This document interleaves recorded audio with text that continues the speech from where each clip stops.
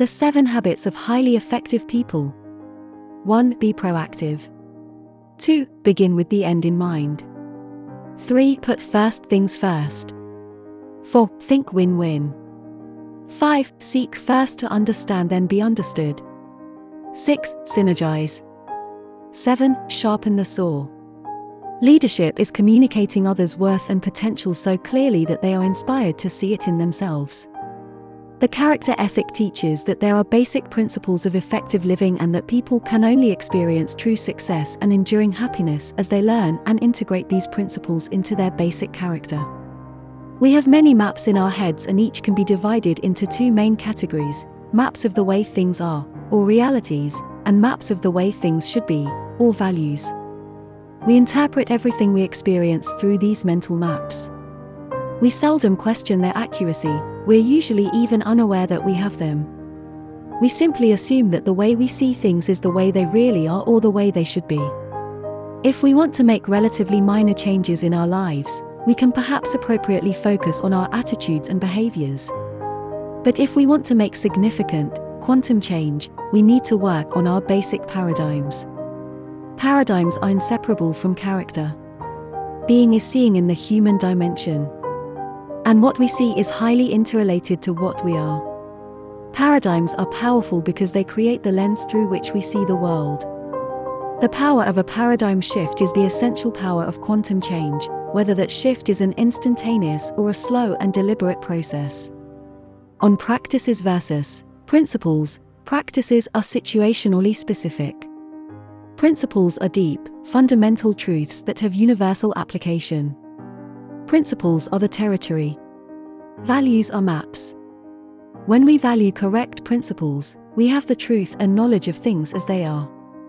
Stephen defines a habit as the intersection of knowledge, skill, and desire. Knowledge is the theoretical paradigm, the what to do and the why. Skill is the how to do. And desire is the motivation, the want to do. To make something a habit in our lives, Stephen explains, we need to have all 3. True effectiveness is a function of 2 things: what is produced, the golden eggs, and the producing asset or capacity to produce, the goose. Effectiveness lies in the balance, what Stephen calls the PPC balance. P stands for production of desired results, the golden eggs. PC stands for production capability, the ability or asset that produces the golden eggs. There are 3 social maps, 3 theories of determinism widely accepted, independently or in combination, to explain the nature of man. 1. Genetic determinism. This basically says your grandparents did it to you. That's why you have such a temper. 2. Psychic determinism. This basically says your parents did it to you. 3. Environmental determinism. This basically says your boss is doing it to you or your spouse, or that bratty teenager, or your economic situation, or national policies. Someone or something in your environment is responsible for your situation. Proactive people can carry their own weather with them. Whether it rains or shines makes no difference to them. They are value-driven, and if their value is to produce good quality work, it isn't a function of whether the weather is conducive to it or not. Reactive people are driven by feelings, by circumstances, by conditions, by their environment. Proactive people are driven by values, carefully thought about, selected and internalized values. Proactive people are still influenced by external stimuli, whether physical, social, or psychological. But their response to the stimuli, conscious or unconscious, is a value-based choice or response. Viktor Frankl suggests that there are 3 central values in life. 1. The experiential, or that which happens to us. 2. The creative, or that which we bring into existence. 3. The attitudinal, or our response in difficult circumstances such as terminal illness. Proactive people focus their efforts in the circle of influence.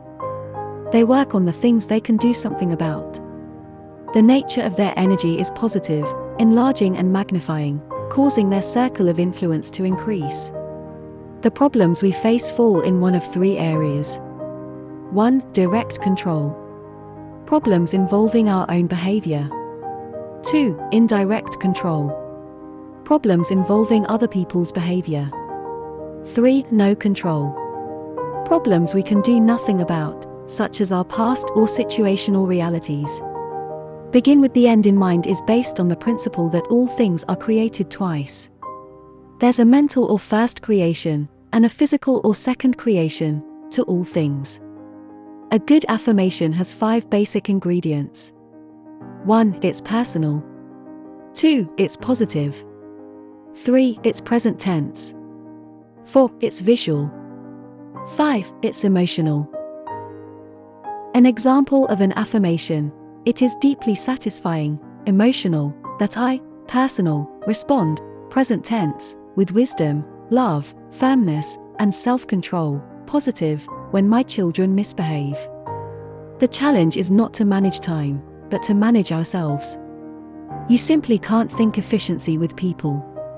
You think effectiveness with people and efficiency with things. I hope you enjoyed this book summary. Please like, share, subscribe to the channel and hit the notification bell.